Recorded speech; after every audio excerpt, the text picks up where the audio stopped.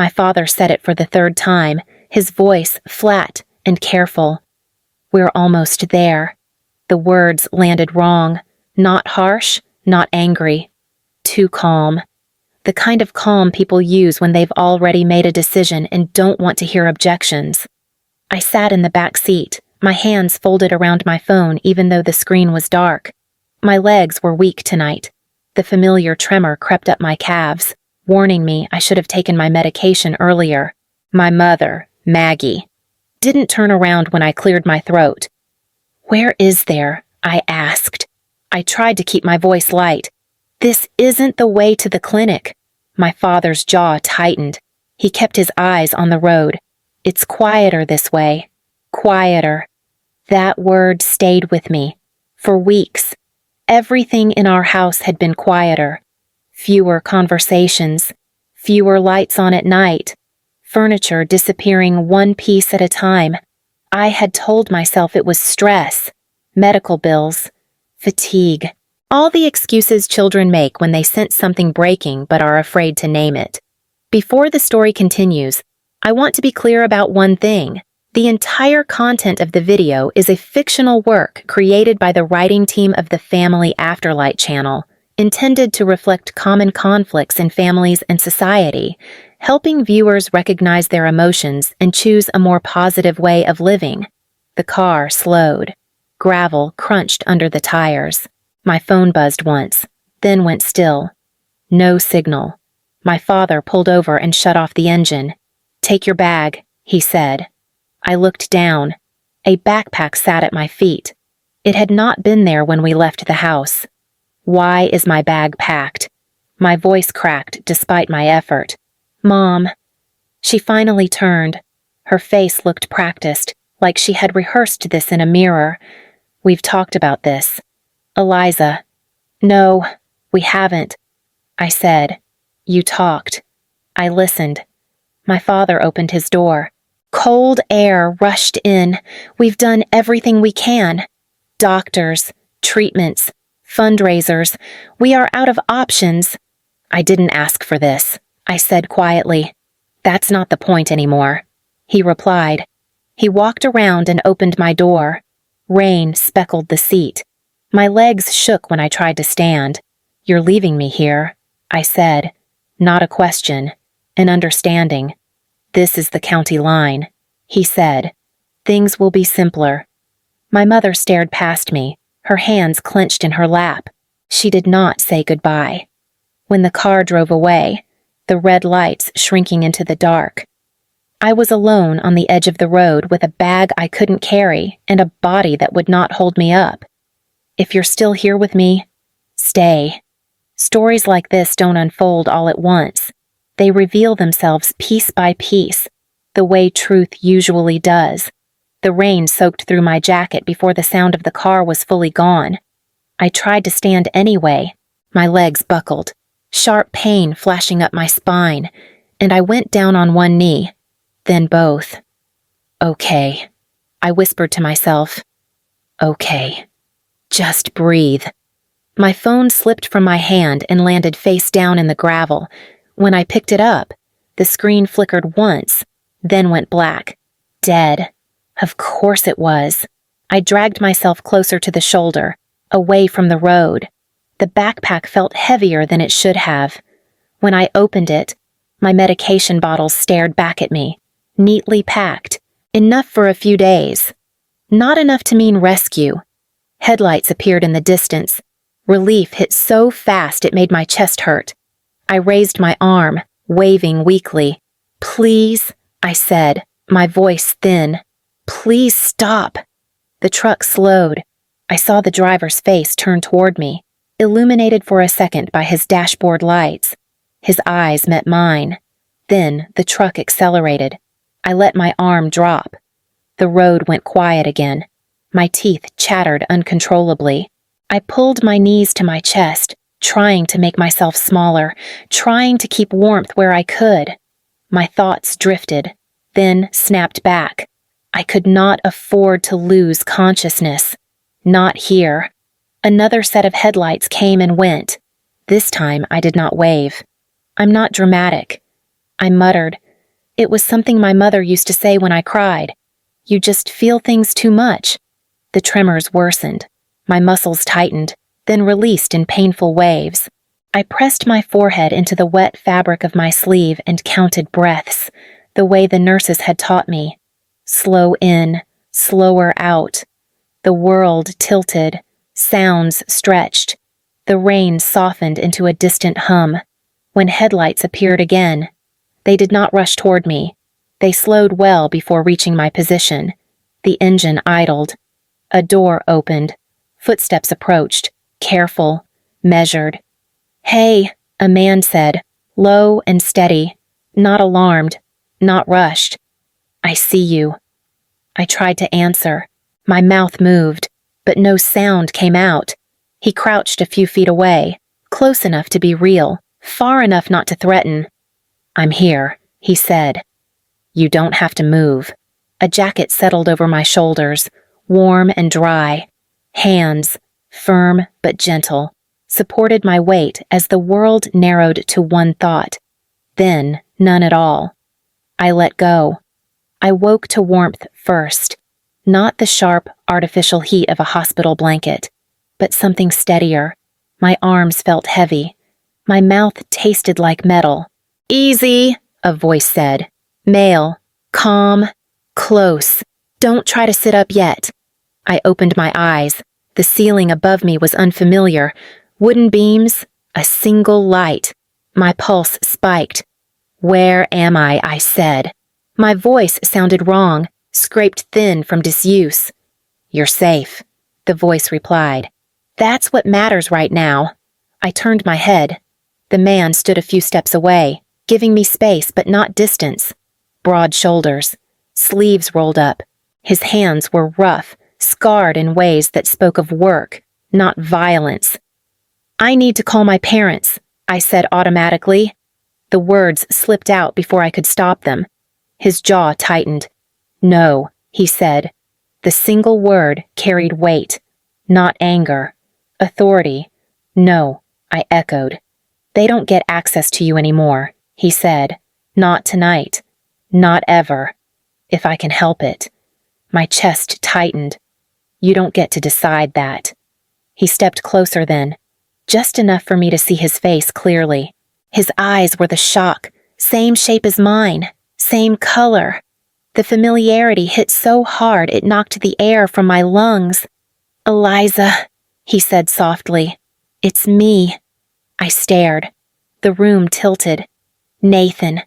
The name felt fragile in my mouth, like something I was afraid would break if I said it too loudly. His expression cracked. "Yeah," he said. "It's me." I tried to push myself up. Pain flared. He moved instantly, one hand bracing my shoulder, the other adjusting the pillow behind me. "Don't," he said. "You'll set yourself back." "You left," I said. The accusation rose before I could soften it. "Years of it. You just disappeared." "No," he said, sharper now. "I was removed." The word landed between us. "They told me you walked out," I said. "They said you chose to go. They said a lot of things," Nathan replied. "None of them were for your benefit." My throat burned. "Then why didn't you come back?" "I tried," he said. "Letters came back unopened. Calls were blocked. Your school was told I wasn't allowed near you. Hospitals flagged my name." I shook my head. "I would have known." "You weren't allowed to," he said quietly. Silence filled the space. Heavy. Intentional. He exhaled slowly. "I found you because I didn't stop looking. I didn't know what they planned tonight. I just knew something was wrong." I closed my eyes, the weight of it pressing down. "They didn't lose you," I said. Nathan nodded once. "No, they erased you. And tonight," he said, voice low, "they tried to erase you too." Nathan sat on the edge of the chair, elbows on his knees, like someone bracing for impact. "I didn't leave because I wanted freedom," he said. "I left because your father gave me a choice." My hands tightened in the blanket. "What choice?" He said if I kept pushing for your treatment. I was done in that house. Nathan replied, "No roof, no contact, no coming back." I swallowed. "You were 17. I know." He looked at me then.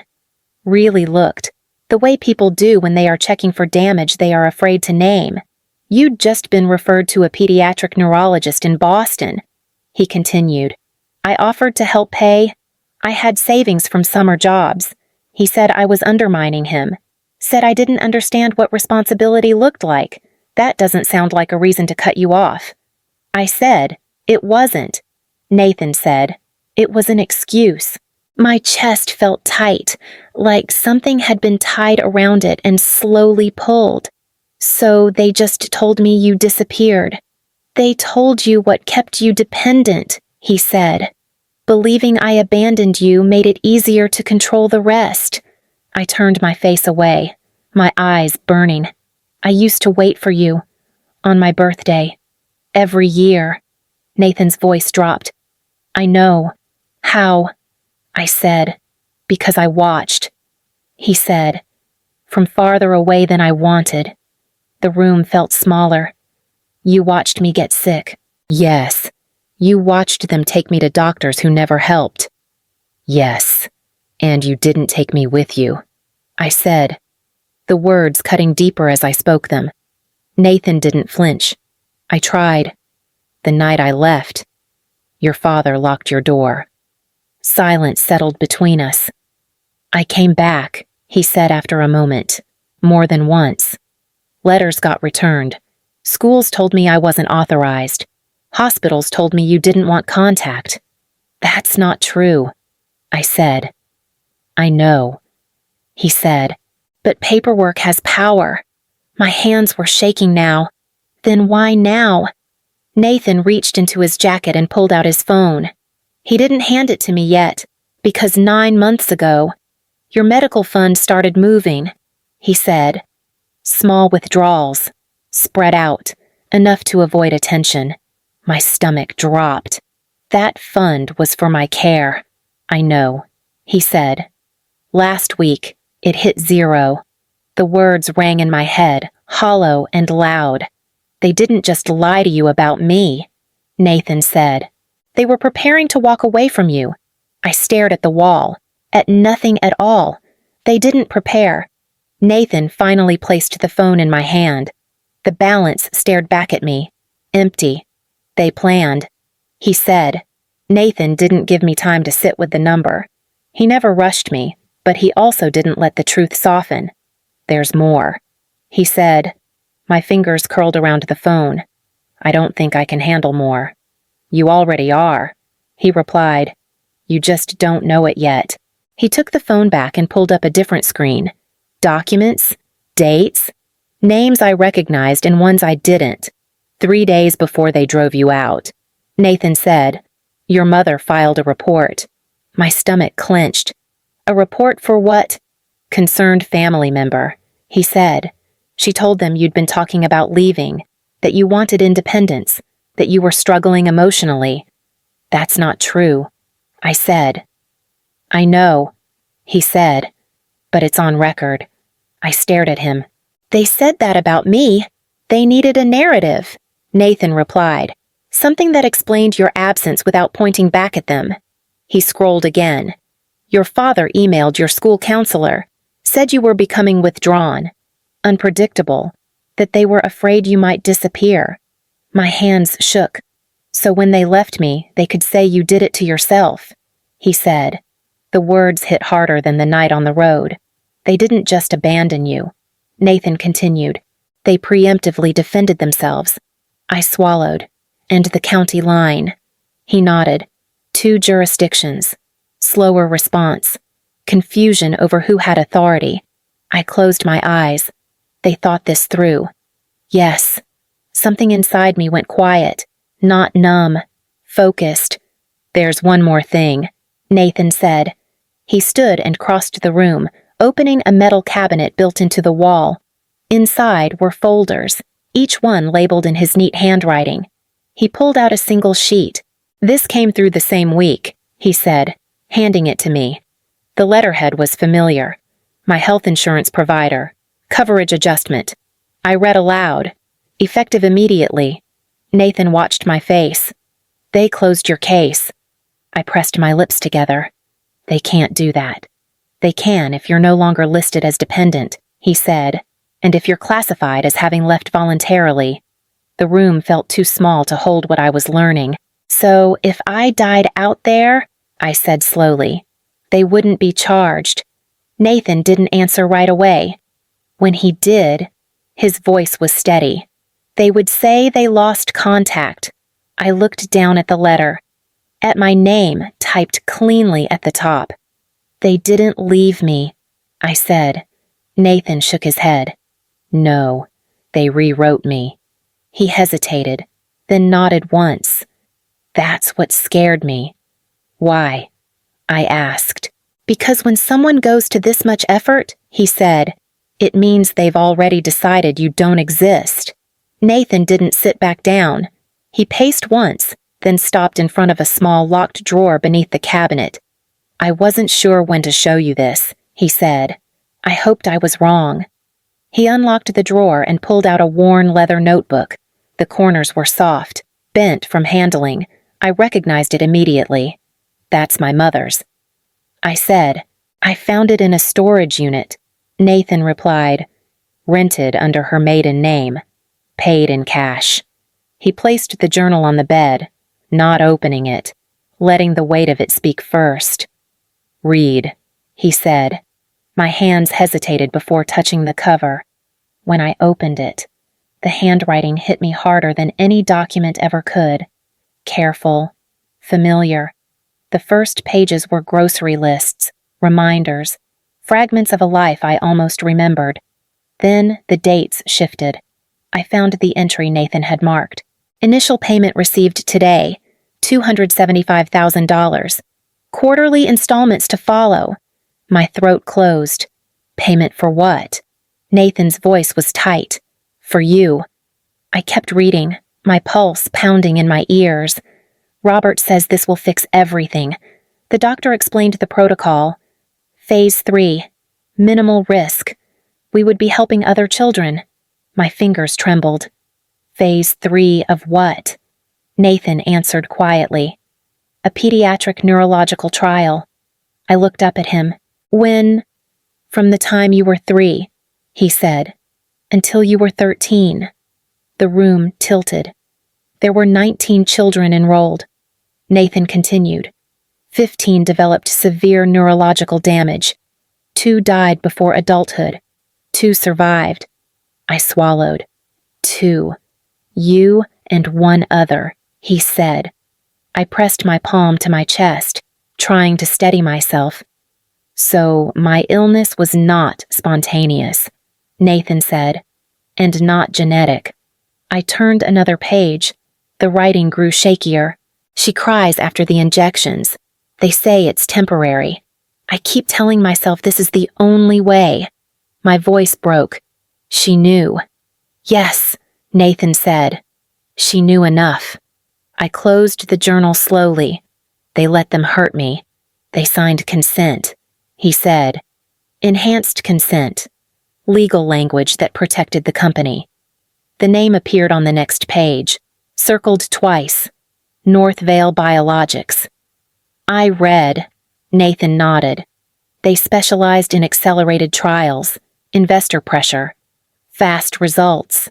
I laughed once, sharp and humorless. So when I got worse, the payments stopped. He said, right around when your symptoms could no longer be hidden. My hands fell to my lap, and then they said I was too sick. Yes, the silence that followed was heavy, deliberate. They didn't abandon you because you were expensive. Nathan said, they abandoned you because you were evidence. I stared at the journal, at my mother's words, at the careful way she had justified it to herself. All those doctors, I said, the strange medications, the side effects, consistent with the trial notes, Nathan said. I cross-checked. I took a breath that shook on the way out. They sold my childhood. Nathan didn't correct me. They sold your body, he said. And when it didn't work the way they promised, they tried to erase the transaction. I closed the journal and pushed it away from me. I didn't get sick, I said. Nathan met my eyes. They made me. The call came the next afternoon. Nathan answered it on speaker without looking at me. "This line is being recorded," he said. "State your name." A woman's voice responded, smooth and practiced. "This is Karen Whitlow, legal counsel for Northvale Biologics." My stomach tightened. "We are aware that Eliza Monroe is currently in your care." She continued, "We believe there has been a misunderstanding." Nathan didn't interrupt. "Our company is prepared to offer support," Whitlow said. "Extensive support." I leaned forward. Define support. There was a pause. "Lifetime medical coverage," she said. "Specialist access. Experimental treatments not available through public channels. Housing assistance if needed." Nathan's jaw tightened. "And the cost?" "Discretion." Whitlow replied, "A private resolution. No public statements. No filings. No interviews." I felt my pulse in my throat. "You want silence. We want closure," she said. "This benefits everyone." I swallowed, including the other children. Another pause. "We cannot comment on unrelated cases." Nathan cut in. 19 children isn't unrelated. That number is inaccurate. Whitlow said, "It's documented." Nathan replied. Her tone sharpened. "Mr. Monroe, this is not an adversarial conversation. It became one when you bought my sister." He said. I touched his arm. He stopped. Whitlow exhaled. "Eliza," she said, shifting, "you are very ill. You deserve comfort, stability. This arrangement ensures that, and if I refuse," I said. "The offer expires," she replied, "and so does our willingness to engage." I closed my eyes. I pictured my medication bottles, the therapy sessions, the nights when pain made sleep impossible. Nathan watched me carefully. He didn't speak. He didn't push. "If I take this," I said slowly, "what happens to the evidence?" Whitlow didn't hesitate. "It becomes irrelevant." I opened my eyes. "And the people who signed the contracts. They acted within the law," she said. My voice shook. "So did you?" "Yes," Whitlow said. "That is precisely why this is the best option." I looked at Nathan. He shook his head once. "Barely. I need time," I said. "We can give you 48 hours." Whitlow replied, "After that, the offer is withdrawn." The call ended. Silence filled the room. "This would help you," Nathan said finally. "It would help me disappear." I replied. He nodded. "And if you say no, I lose care." I said, "Security, whatever protection this gives us." Nathan met my eyes. "I'll stand with you either way." I pressed my hands together, holding them steady. "Justice," I said quietly, "is expensive." Nathan didn't argue. He just stayed. The knock came just after dawn. Nathan looked at me before he moved. "Stay here," he said. Not a request. 3 men stood outside, 2 uniforms, 1 suit. "Mr. Nathan Monroe," the man in the suit said, "We have a warrant." "For what?" Nathan asked. "Multiple code violations," the man replied. "Unauthorized structures, zoning breaches, failure to register utilities."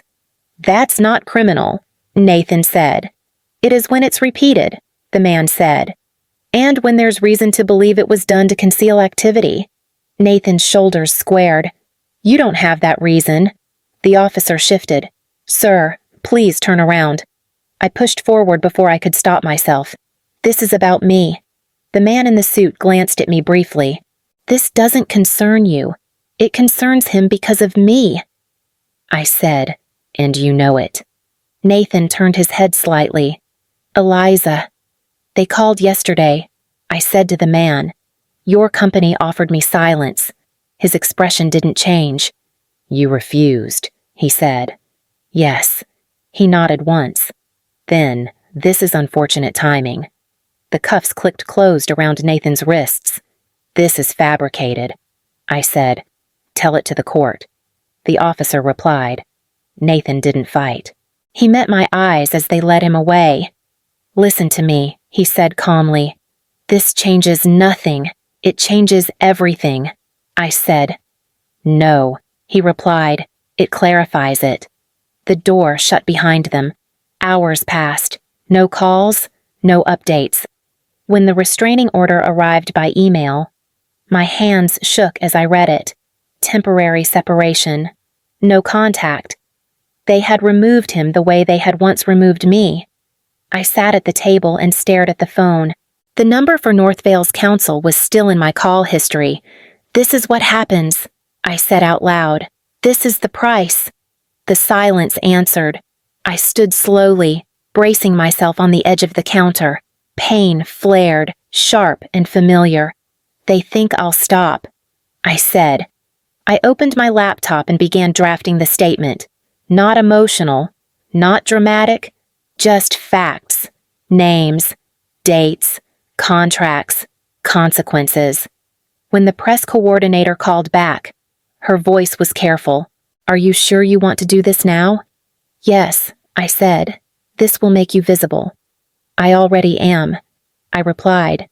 "They just don't want me seen." I hit send. By nightfall, my name was no longer contained.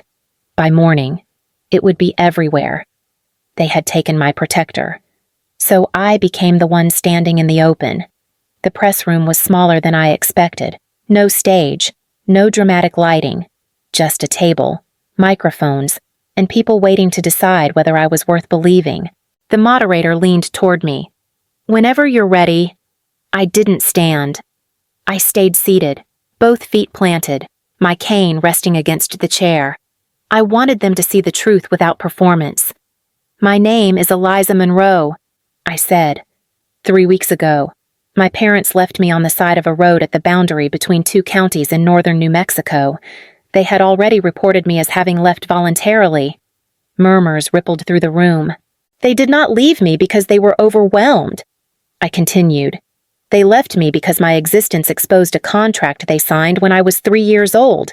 I held up a copy. Not the original, enough to prove it existed. North Vale Biologics paid my parents $275,000, with quarterly payments after that, to enroll me in a pediatric neurological trial. I was part of that trial until I was 13. My condition is not genetic. It was induced. A hand shot up. "Do you have evidence?" "Yes," I said. "And I have witnesses." Another voice cut in. "Why speak now?" I breathed through the pain in my legs. Because silence was never neutral. It protected the people who did this. Someone asked about my brother, Nathan Monroe. I said.